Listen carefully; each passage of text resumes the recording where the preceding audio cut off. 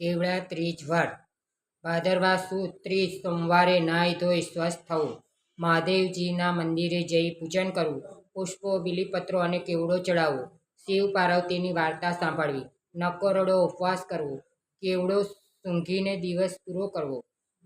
કૈલાસપુરીમાં શિવ પાર્વતી બેઠા હતા. આનંદ કરતા વાતો એ ચડ્યા. પાર્વતી કહે, હે ભોળાનાથ, તમને ભરથાળ તરીકે પામવા માટે મેં ઘણા વ્રતો કર્યા. એમાંથી કયા વ્રતનો પ્રભાવ આપ જેવા કૃપા સિંધુ સ્વામી મને મળ્યા એ વ્રત કર્યું. દેવી, આપ બાળપણમાં હતા ત્યારે તમારા પિતાજી હિમાચલ અને માતા મૈનાદેવીના કહેવા છતાં તમે મને જ વરવાની હઠ લઈ બેઠા અને 12 વર્ષ સુધી ઊંધા મસ્તકે રહ્યા. ઘણા વર્ષો સુધી તમે ફળાહાર પર રહ્યા હતા. ચોમાસાના સમયે મુશળધાર વરસાદના કષ્ટ તમે વેઠતા હતા. ઉનાળાના પ્રખર તાપ અને સહ્યા હતા. શિયાળાની કડકડતી ટાઢ પણ તમે સહન કરતા હતા.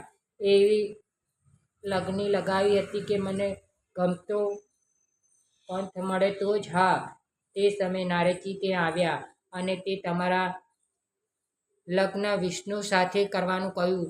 તમારા મા બાપે તે કબૂલ કર્યું. તમે તમારી સખી પાસે જઈને કહેવા લાગ્યા કે, હે સખી, હું શંકરને મનથી વરી ચૂકી છું. જો મને વિષ્ણુ જોડે પરણાવશો તો હું આત્મહત્યા કરીશ. ઘણા વિચારના અંતે તમે છાનામાના જંગલમાં નાસી ગયા. એક ગુફામાં શિવલિંગ બનાવી તમે મારું પૂજન કર્યું.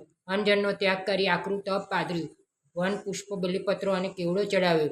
એ દિવસે ભાદરવા સુદ ત્રીજનો હતો અને હસ્ત નક્ષત્રનો સમય હતો. આકરા તપને કારણે હું પ્રસન્ન થયો ને તમને માગવાનું કહ્યું. તમે મને પતિ તરીકે માગ્યો અને મેં સ્વીકાર્યું. થાક અને જાગરણથી તમે ઘણા જ દુર્બળ બન્યા હતા. તેથી તમે એક વૃક્ષના શીતળ છાંયડે સૂઈ ગયા.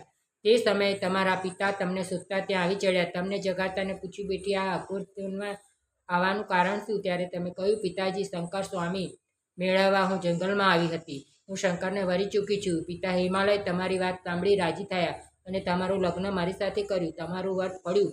એ વ્રતના પ્રભાવે આપણે પતિ પત્ની બન્યા. પણ દેવી, તમે સ્નેહમાં એટલા બધા ડૂબ્યા હતા કે બીલીપત્ર સાથે મને કેવડો ચડાવ્યો. કેવડો મને ચડતો નથી, છતાં તમારા સ્નેહના કારણે મેં સ્વીકાર્યું હતું.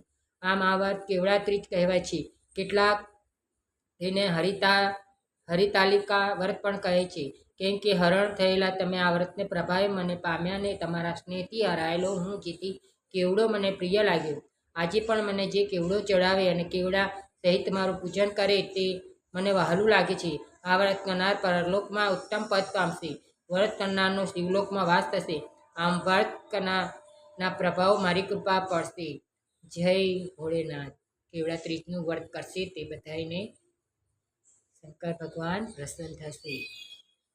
જય ભોલેનાથ.